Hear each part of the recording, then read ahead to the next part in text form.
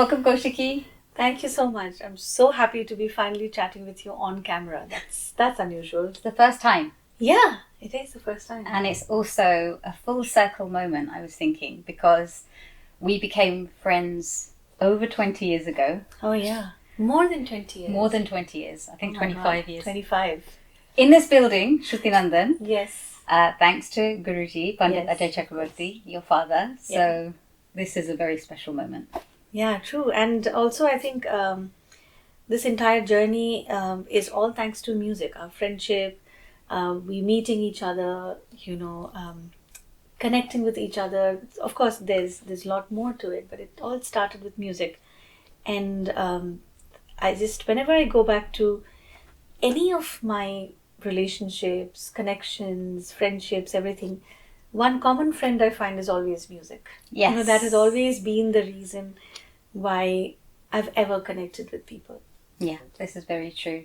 And I was thinking about what an honour it has been to witness your journey, seeing you from being a student to a fully acclaimed... Still a student. student and fully acclaimed Indian vocalist now, touring around the world. Thank you. And I realised that to the date, I saw you 1 month ago at the Royal Albert Hall in London. So how was that for you? What was that experience like? Actually, if I think about it, like what historically, it can mean going forward, what it means, what it implies to Indian classical music, and the representation of it, it's pretty huge. Because I think me, along with Ranjani Gayatri, we were the first Indian classical vocalists, that too female musicians, who were performing at the Royal Albert Hall, representing Indian classical tradition, and it's huge. I mean, the impact of this going forward, I think it's one day which is going to go down in history. That is of course very, very significant in terms of my profession, in terms of my career, in terms of music being represented internationally at a platform which is so glorious. But at the same time, I also want to say that, when I thought about it, when I saw pictures of Royal Albert Hall before I went there, of course it looked like a humongous space, absolutely stunning, gorgeous. But when I went, it felt like a very, very cozy, intimate Baithak. Baithak is when, we call it, when there's a very intimate audience who understands music, who does not respond with claps, but sometimes does aha and vava. That kind of a vibe I felt. I think because it was round, nobody was too far away. So from the corners of my eyes, I could see people all around, and the audience starts pretty like, Close. Yeah. So I could see their eyes, I could see their smile. So it felt like a very intimate, beautiful space of sharing music. And I think over all these years, the kind of music that has happened there, even the walls are tuned to music. This is true. Even the doors and the windows and the balconies are all in tune. So I think the vibe of that place was so special. And, beyond a point, it felt like I was singing for one person. It was that beautiful and pure, and everyone was very true to that moment. I think that added so much more beauty to my experience. And I will always remember that, one is the external reality of that space, and one, the internal experience that I felt being on stage, which is always going to be a very special memory for me. Wow, that's incredible. And in terms of, to continue from that, in terms of the venues that you have sung in, you've sung in so many different types of venues around the world and within India as well. I've been very fortunate. This year especially, I performed at the Berlin Philharmonic. Just the day before. The day before Royal Albert Hall. Something that weekend had in store for me, very special. Yeah, so that venue was very special. And of course, Royal Albert Hall was super special. And all the other venues, Carnegie, I would say, Metropolitan Museum, And 10 days before the Royal Albert Hall, I was doing a tour in Europe, and I was singing at the Theatre de la Ville in Paris. Beautiful venues and amazing audiences. I've been very, very lucky and very, very fortunate, very blessed to have such amazing audiences who love the music that I represent, and they come to listen with so much love. Yeah. So much love and, positivity. I think that's the ultimate take back that I have, after each concert. The kind of positivity, the kind of blessings that I feel is incredible. And do you feel a difference in your relationship with the audience in different parts of the world, or does it feel kind of very similar now, but still nuanced as well? I think before the music starts, I have all these different parameters in my head, because this is in Paris. There was like 95% European audience who've never really learned or heard Indian classical music as their predominant form of music, because they're listening to music from all over the world. So this is not the only kind of music. So their exposure to Indian classical music is mostly instrumental, and even if little vocal music, but that's not that much. So when, before going on stage, I have these things in mind, that maybe this is not the audience that I see in India, back in India, or maybe in US, where the audience profile is still more Indians. In the audience, you see more Indians. But Europe, the audience, I was singing in Bordeaux and Luxembourg, and these are not usual places for Indian classical vocal music to happen. So I think, but the moment music starts, and the moment I dive deep into whatever that takes over, the truth of it, the depth of it, I think it has a very, very different way to connect with people beyond the boundaries of culture, language.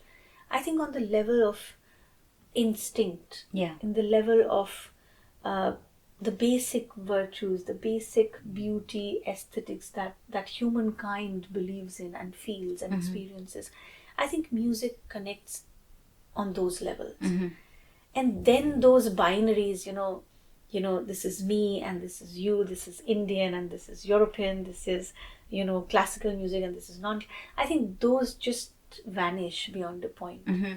I think we connect on a very, very different level. And I think with experience, with maturity, with more and more kind of exposure to different kinds of audiences, I think something that I'm coming to understand is that if I make effort to connect with the audience, depending on the logic, I might not be making a great connection. Right, yeah. If I am just being true to my art form, and I'm trying to be very, very authentic and not trying to do anything which is custom made for them, thinking that, they don't understand. No, yeah. Or they wouldn't connect.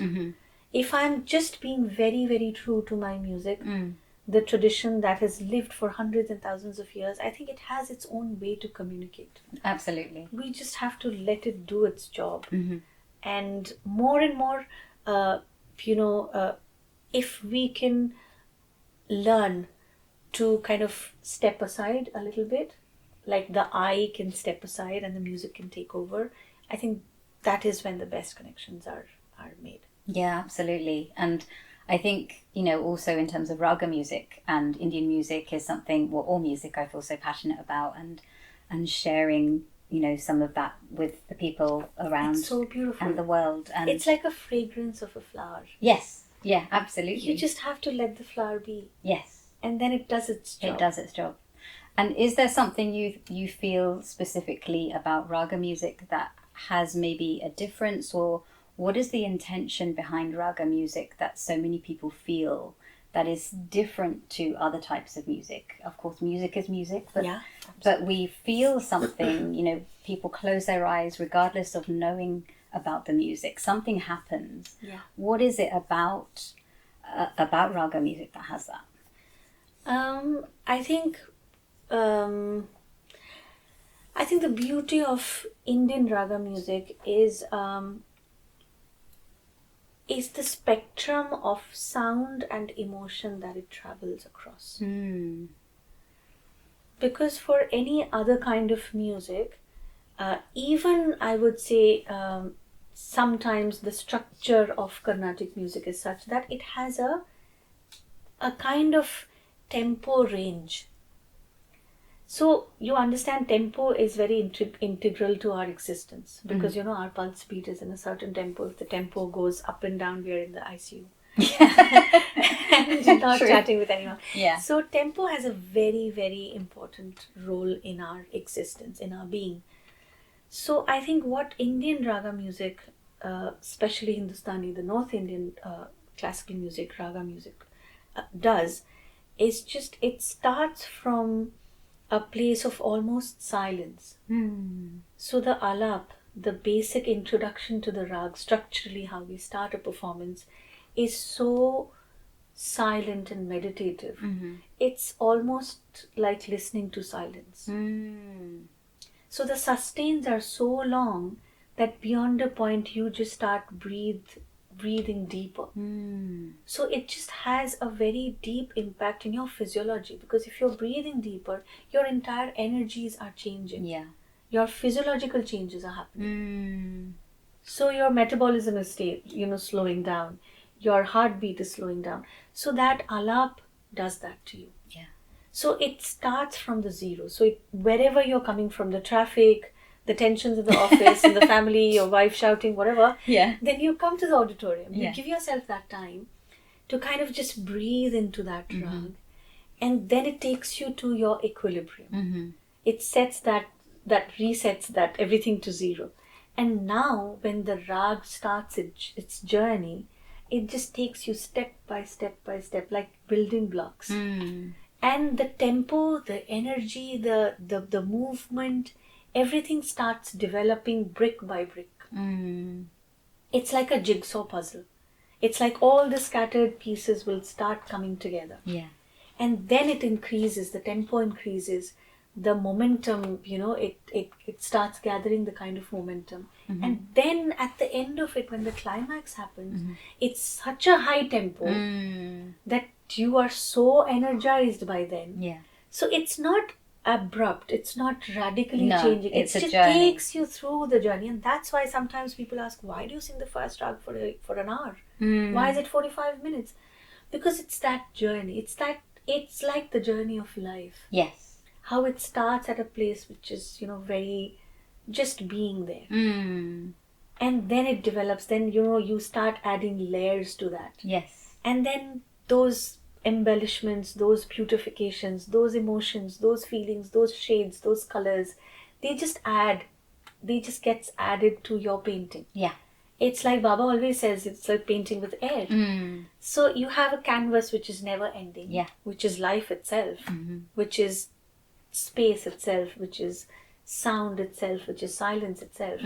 And then you start painting with your music. And different shades and different colors and different figures, different structures.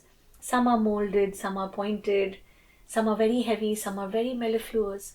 So you start painting your picture. Yes. And the more textures that you can add, more shades that you can add to your painting, at the end of it, when you see the painting, you see, wow.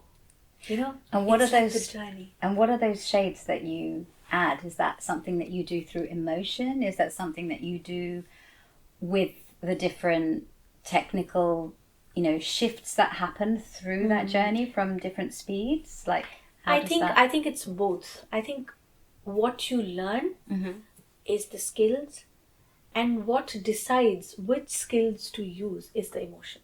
Okay.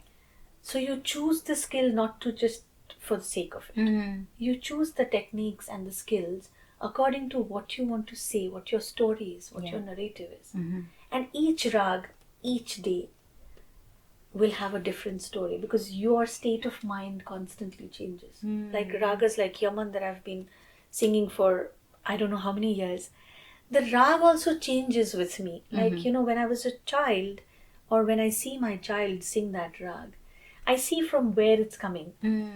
And that same rag, as I have grown up, I have evolved, I have had more life experiences. Yeah. And I started looking at the known things in a very unknown way, maybe. I think the rag also changes. Now, Right. Yaman is very, I mean, I sang Yaman, I think, a month and a half back, somewhere in Bombay. It felt like it was a very different rag to me. So it's old and it's fresh. It's eternal and it's ever new. Not because I'm choosing skills differently or techniques differently, but my state of mind in that particular evening, at that particular time, is making me feel certain way. And to express that feeling, I'm choosing the techniques accordingly. Right. Well, it's so interesting because I grew up in London. Yes. Started studying Indian classical vocal music at the age of 4. And, I was lucky that there were teachers at that time who Amazing, could yes. teach me, but it was very difficult to come by. And so, some of the way that I was taught was very, technical in terms of this is Rag Yaman, this is the Arohi, the ascending, descending scale, and this is the mood attached to it. So often it would be like a rasa connected to each rag. And then when I came to study with Guruji and see how all of you perform, it had a different energy to it in terms of there is also this importance of looking at the lyrics of the composition. So do you connect to the ideas of each rag as having particular moods, or is it like you were saying, the moods change according to the day? So do they have a general I wouldn't sense? say they have an objective mood. Right. But yes, a raga like Malkos will never have the mood of a rag like Hamsadhwani. Right. So for the people who don't know what they are, so some of the ragas, so interestingly we also have a time attached to every rag, mostly all rags, of the North Indian classical music. So a Malkos is a late night, midnight kind of a rag. And maybe Ahir Bhairav is a early morning rag. A Yaman is an evening rag. Bhim Palasi is an afternoon rag. So what they've tried to do, I think historically, I mean of course there's no written record, so there's no objective proof to it. But I think after having learned this for so many years, and I've seen senior musicians, legends talk about it for years and hours. So I think what they've tried to do is to depict a particular emotion of that day. Like how would generally a person feel early in the morning? It would be meditative. You would want to do your prayers in an Indian context. Right. How would that day start? So it would start with a small prayer. It would start slow. It would start with appreciating nature. It would start with seeing the sunrise and what that would make us feel. Grateful, humbled. So it's that kind of a morning. So the morning rags generally are a little devotional. They will have that slowness to it. They will have that pace to it. A midnight rag is again very deep and intense. Yeah. Because it's the entire day's, experience, kind of processing that. Whatever you've done, whatever you've felt throughout the day, you kind of process that and introspect. So it's very introspective. So when a rag is very introspective, as opposed to when a evening rag is very playful. So that objective difference in mood will be there. But it really doesn't, fix the mood that, evenings can only be playful. Yes. Evenings can also be introspective. So a Yaman one day can be very playful predominantly. Another day a Yaman can be very devotional because that evening is, you're doing your prayers. So like that, I would not attach a label to every rag saying that you are intense and you're not, and you're playful and you're never supposed to be serious. So it's not like that. It's like labeling people. Yeah, it is like labeling people. Yeah. And it is created, it's a part of nature. Yes. Yeah. So not every morning is same, not every evening is same, not every midnight is same. No. So that is how, you are in a state of mind. And I think as much as the rag influences your state of mind, I think your state of mind also has an impact on the rag. Right. When you sing it. And, I always say this, that, the what and the how of music you can learn. Mm-hmm. But what you can't learn from outside, what cannot come to you as an information, is the why of music. So you can learn what to sing and how to sing. Right. But why you sing is a very personal journey. Yes. And I think that's where the journey of a musician is never ending. Because the why keeps on changing. That's super interesting. Yeah. Yeah, and it can be so connected to a personal journey, like you were saying. Yes. And that is your style. Yes, yeah. Your why will decide your style. Interesting. Yeah. Because I know we have had so many discussions. Oh, yeah. About everything. 25 years, remember? Literally everything we can think of we've spoken about. But in terms of, what I see through, I've been teaching more over the last few years and also performing, and which has been such an incredible blessing. And I see a lot of people come to this music as it brings them a lot of peace. And that's actually how I got into the music. I grew up learning and listening, but not listening so much until I was about a teenager. And I initially would listen to instrumental music, and then I started listening to vocal music, actually when I first had Guruji in London. And yes. That was the first time I connected with a in-person performer, and I started to get a sense of what a raga felt like and was structured, because before that it felt very blurry to me. I couldn't understand the lyrics. I didn't understand what was going on at performance, but, as so many, maybe some of you may have already heard him and you and your lineage, is that you really paint the picture of the rag from the moment you start. The clarity of Baba's teaching and the system that he follows is incredible. I mean, I am supposed to be biased. Please pardon me. But I think after having kind of done this journey for such a long time, and having met other people and having met other students who are coming from different disciplines of learning, I hear this every day, that, wow, this is something that makes a lot of sense. This is so scientific. This is so clear. This is so transparent. This is so, it's so analytical. It's not like, merely I'm doing it and you repeat it.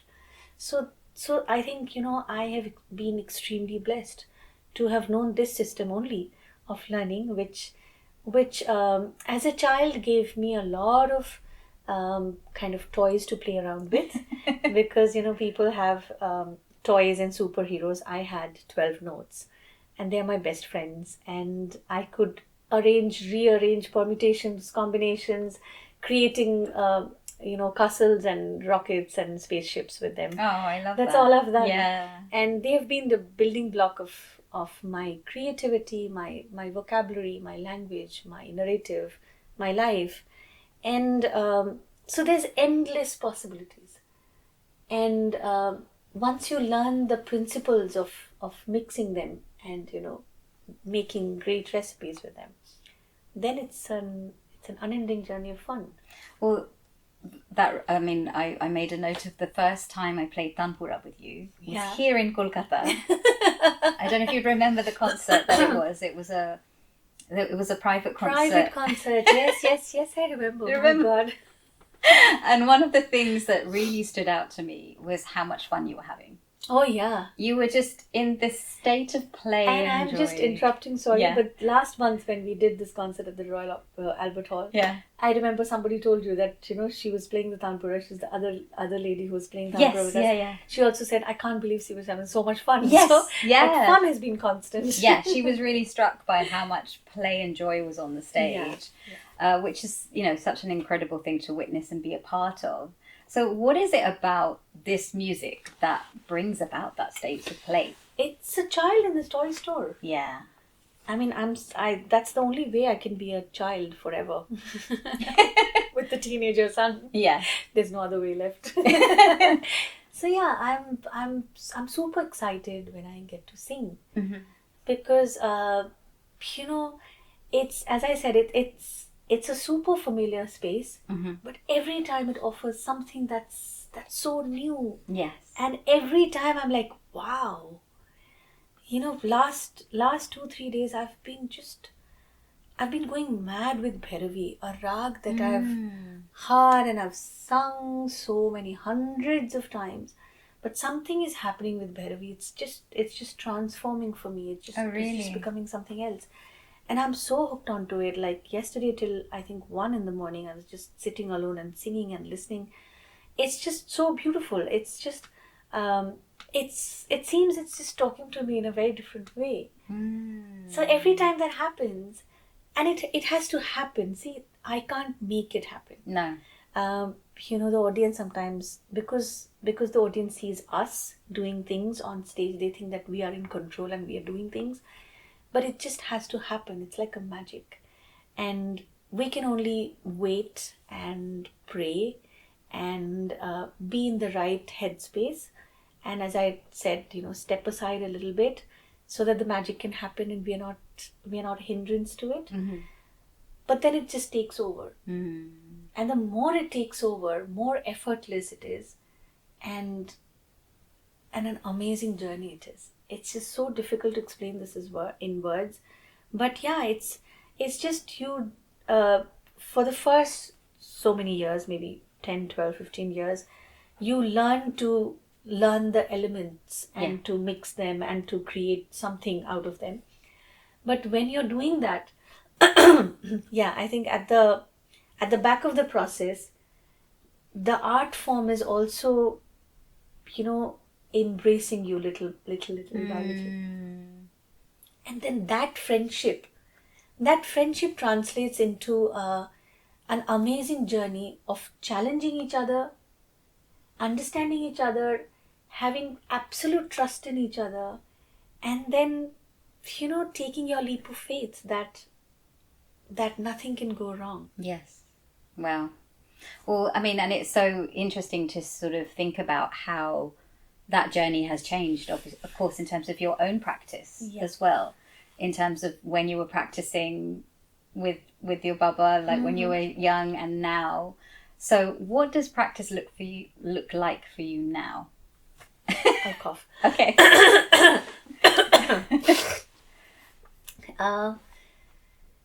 Practice. I think practice and Riaz it sounds like it's a translation of the same word, but I think it signifies slightly different things to me, honestly. Practice would mean assimilation of information and repetition and getting it perfect. Yeah. Like the weight of it, the fall of it, the intricacies of it, the sharpness of it, the points of certain frequencies of it, hitting the right note, doing it in the right pace, the tempo of it, speed, technique, all that. But Riaz is this and more. Right. Okay. Riaz is, of course, the repetition, which is doing the dishes, whether you cook a dal or a spaghetti or or a salad or khichdi or whatever. You have to do the dishes. That's one thing. That's one part of practice, which is the bulwark, which is the repetition, which is the the shining and polishing of things. That you have to keep doing all your life. It's just one given. Yeah. The other part of Riaz is the internalization of the space that a rag kind of provides you with. Right. Because that also comes as an information in the beginning. But then, so when we are students, we are also listeners. Because what is the guru doing? The guru is singing. And what is the student doing? The student is listening. Yeah. So you are first a listener. What makes you a student? When you can analyze and internalize what you're listening. Right. So everybody is an audience. Yeah. Everybody is a listener, and everybody starts as a listener. Mm-hmm. You liked something you heard, so you wanted to learn. Mm-hmm. So we are all listeners in the beginning. And throughout our lives, we should be a listener. Yes. Okay. And a listener is non-judgmental. A listener is a receptor. A listener is ready to embrace and accept. Right. And the student will analyze and, pick and choose what they want to kind of incorporate into their music. So this process of internalization is also Riaz. Yeah. Right. So it's an active listening. It is active listening. Yeah. For a student, it's always active listening. So when you are listening to your teacher, you are analyzing and internalizing and assimilating the information. At the same time, when you're listening to other artists, you are also internalizing that. Then the processing that happens, the marination that happens. You've been cooking a lot recently as well. Yeah, a lot. So all my analogies are either from life or cooking. I'm a better cook actually than a singer, I think. She's actually a very good cook, yeah. That, unfortunately, we can't say that in the podcast. You can't taste the food. So the marination that happens before you kind of put it in the oven is also part of the Riaz. Right, yes. So it's not only polishing and repeating the thing. That is practice. Yeah. And Riaz is, also listening to what's coming from inside. Not only what's coming from outside. So it's that emotional relationship how you're to it. stitching the information with your feeling, with your innermost emotions. Yeah. How is that rag talking about you? And you're not merely repeating what you've heard. So I think that assimilation process is an integral part of Riaz. Yes. And do you feel like that happens at a particular stage, or is it after a certain number of years? Yes. Yeah. After a certain number of years and certain number of hours and involvement. It's not only when you sit with the Tanpura. It's also at the back of your mind what stays. Why we insist on, a number of hours? Because when you practice something for 4 hours, even when you've gotten up, you're doing your chores, everyday things. If you've practiced intensely for 4 hours, it lingers on. Yeah.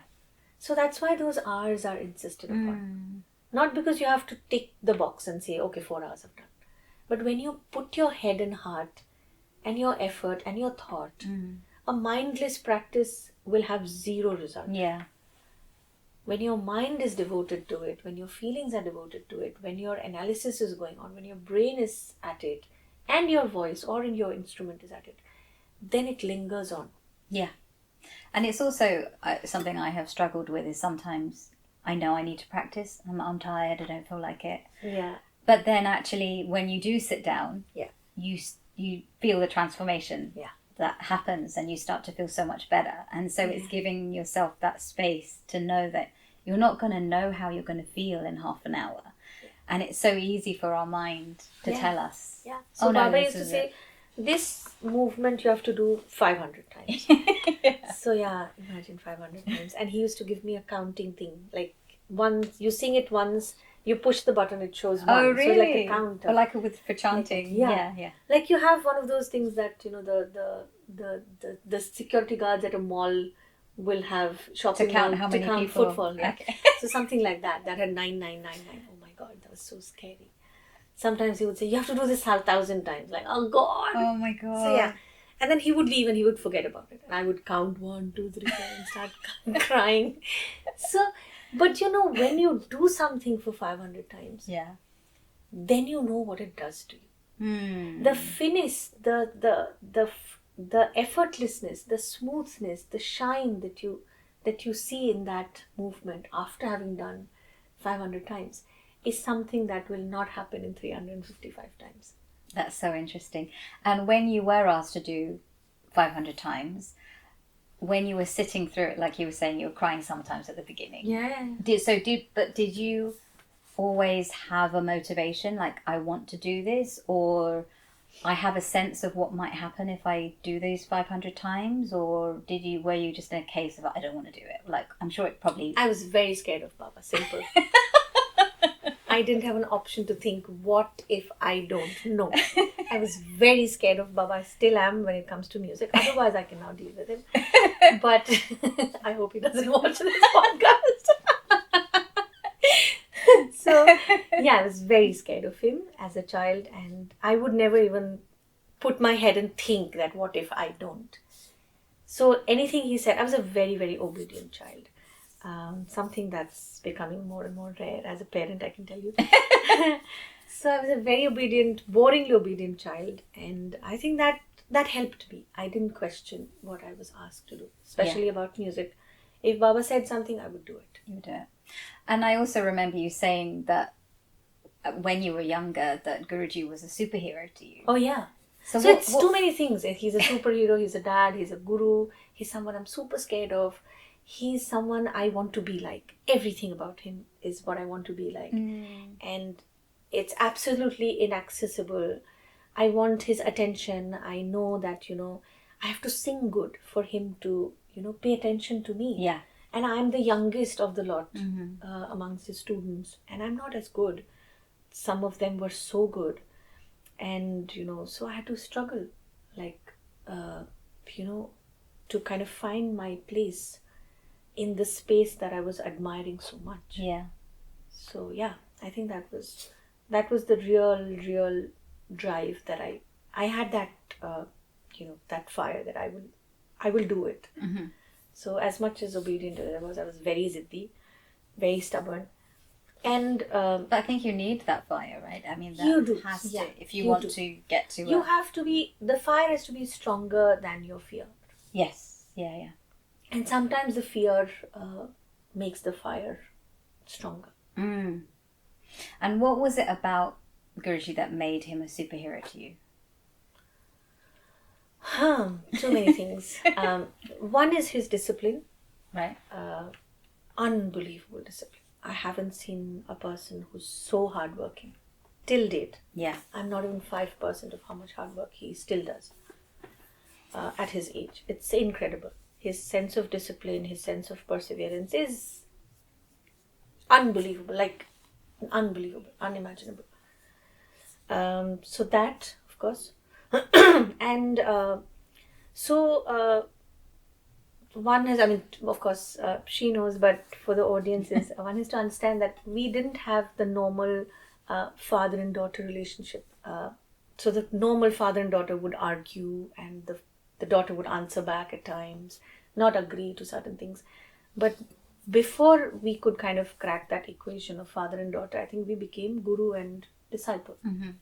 So between a guru and a disciple, there's no disagreement. The guru says and the disciple does. So guru even doesn't even ask for a yes, because it is a yes. When the guru gives a command, one doesn't wait for a yes, because it is understood that it is a yes. Mm-hmm.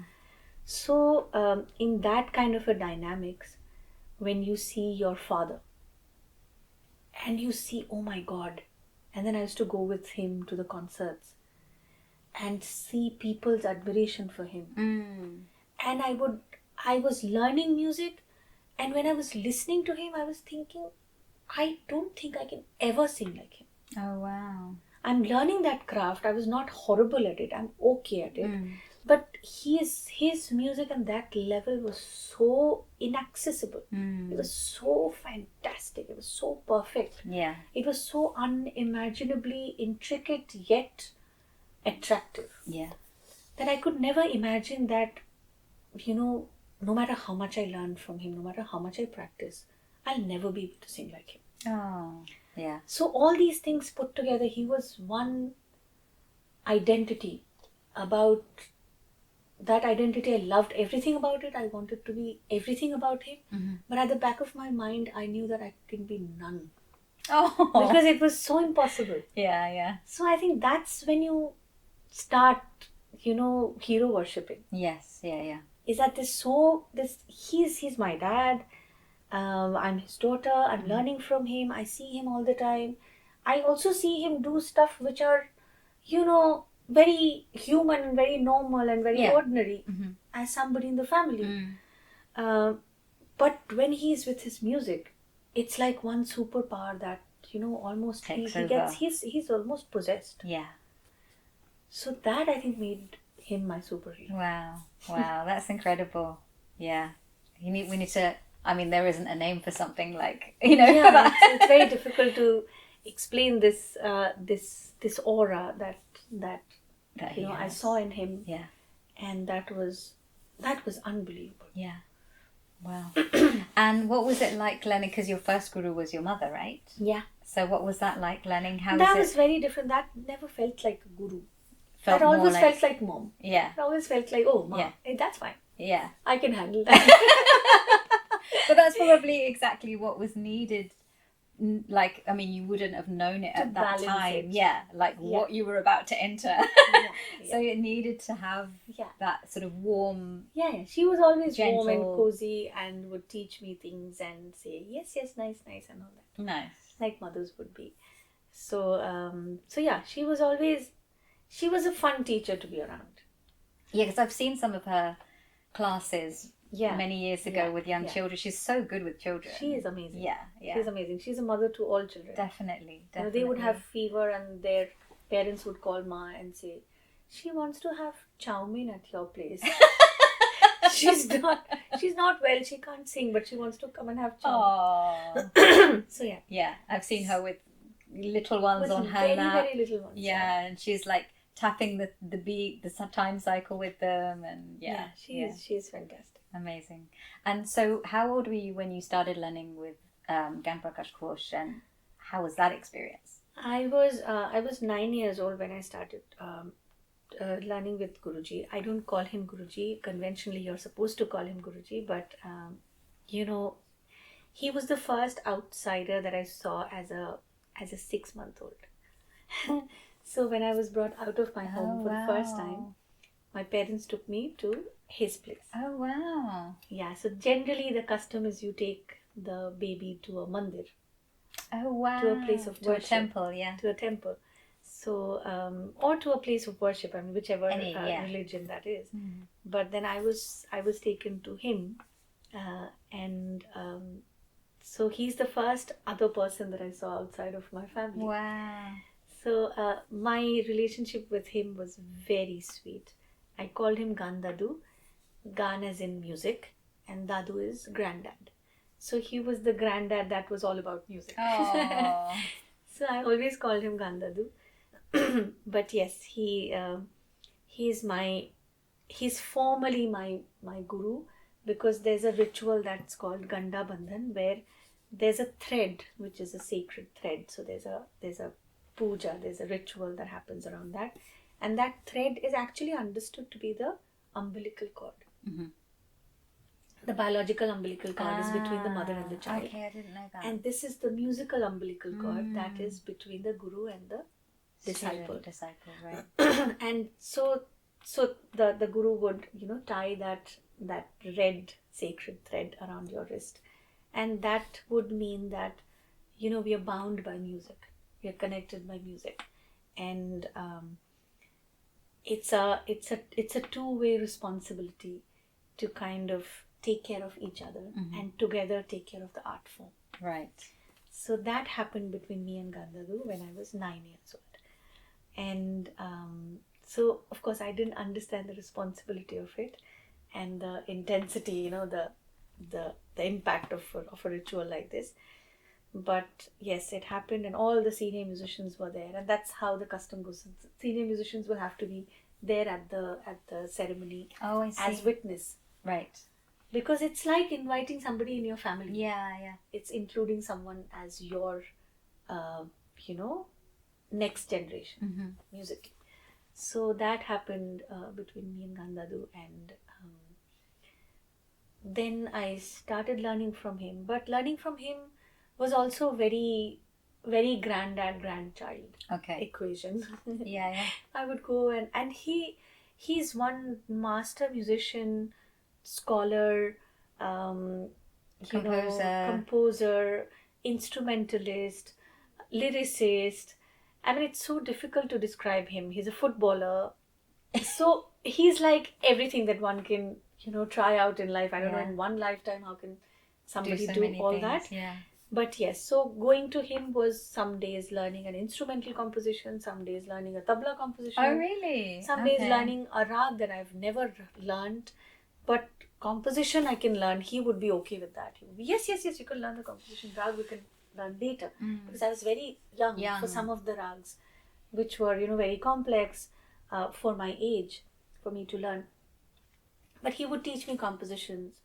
And when you learn 3-4 compositions of a rag, you somehow have the basic instincts of that rag. I think he wanted to use that as a tool.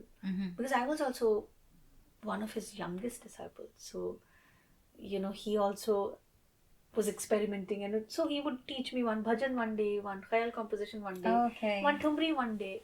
Oh, wow. So he was basically exposing me to this, amazingly diverse space of Indian traditional music.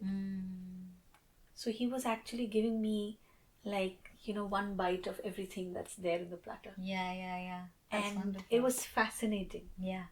It was fascinating, and I wanted to do all of it. And I think that interest that hooked you in. That hooked me in. Yeah. Because and you released a documentary about him. Yes. That is available on YouTube to watch. So he was such an incredible human in that. Unbelievable and ever so inspiring. Unlike the traditional, that how the guru energies are generally, that it's out of the box, it's something very, very inaccessible. He was so warm and affectionate, and he was like, I don't know much. He was that kind of a person who would say, you all call me guru, but I don't think I have the ability to teach anyone else. And we were like, wow, what do we do with that? Yeah. So he was like that. He was so true and humble and normal for the extraordinary being that he was. It's just, now that, I am a grown-up person, I see this world from a very different perspective. I think I value him so much more every day. That being in this world, he never wanted to perform. Whereas he played all these instruments.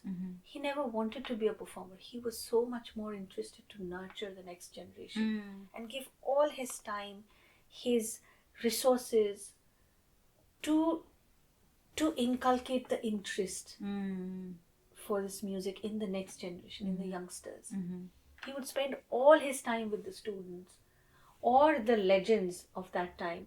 He would bring them to Kolkata, will keep them at his home, feed them and their entire entourage with, all kinds of facilities, that you stay here, you practice music here. Why? Because then there will be an environment, and he will bring the youngsters into that environment, expose them to that. Wow. He will be the bridge. Right. He would learn the compositions and pay these legends, and in turn he would teach these compositions to his students for free. Right. He would never take money from his students. So it's like an angel. Yeah. Where do you find these people? They've stopped making such people, I think. Hopefully we'll have some more, but I mean, he was just incredible. It's so humbling, and I really, really feel so lucky that I have the privilege of calling him my guru, of having him in my life as a presence, as a constant presence that's not only musically, keeping me grounded, also as a human. It's every day teaching me what is the value of life, and how to appreciate that, and how to appreciate everything around you, and how to be open to appreciating beautiful things in life, and then find a connection to music and give it back to the society, and feel responsible for this art form, and to see that I am not the ultimate of it. I'm just a journey in between. So what has been handed down to me, I also have the responsibility to carry it forward and hand it down to the able hands of the next generation, so that the flow of the art form stays consistent and grows from strength to strength. What a massive gift that's amazing. Yeah, on so many levels and so many different angles. It's not like we were saying purely just the music. There's like your relationship to life and how you see life. Yes. And that's where guru, the word means that someone who brings you from darkness to light. And that is beyond music. Yeah. I think music is how you say who you are. But life is what teaches you how to be who you are.